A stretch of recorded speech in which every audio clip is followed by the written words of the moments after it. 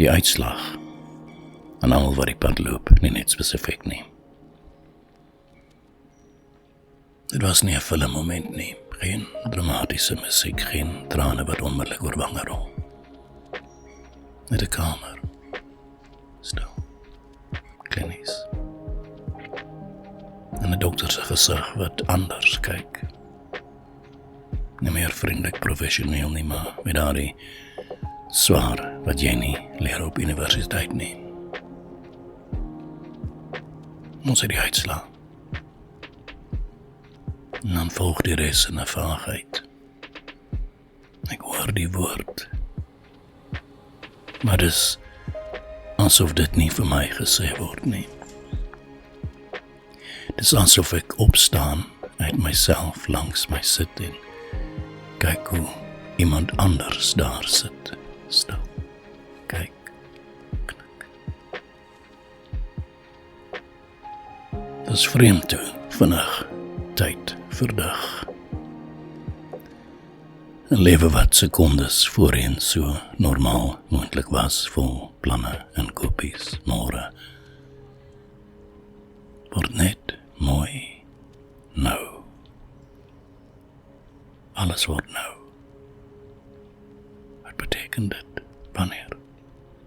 Hoe gaan ek dit sê vir hulle wat ek lief het? Wat gaan van my word? Doch is daar ook stilte. En net buiten nie maar binne, 'n oorgawe. Maar nie noodwendig van moedeloosheid nie, eerder iets soos ek het geen beheer nie. Maar ek is nog hier.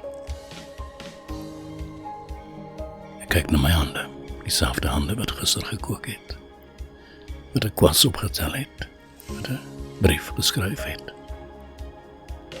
Nou is hulle ook die hande van iemand met dit. Die groot K. Ek ry huis toe met 'n kop wat voel soos 'n kamer sonder vensters. Alles het verander en niks het verander nie. Die wêreld buite gaan aan. Motors, kinders wat lag, honde wat blaf. Maar ek het pas 'n grens oorgesteek. 'n Onsigbare lyn. Ek is nou iemand wat weet. Iemand wat anders asemhaal. Elke dag is nie meer vanselfsprekend nie. Elke woord wat ek sê dra nou 'n ander gewig.